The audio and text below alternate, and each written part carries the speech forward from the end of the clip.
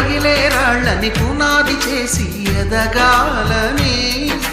తరిమే వాళ్ళని హితులుగా తలచి ముందుకెళ్ళాలని,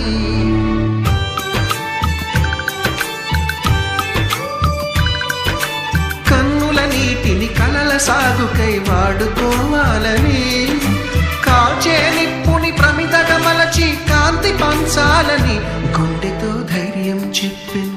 చూపుతో మార్గం చెప్పెను,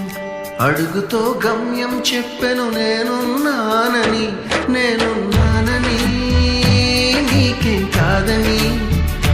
నిన్నటి రాతని మార్చేస్తానని.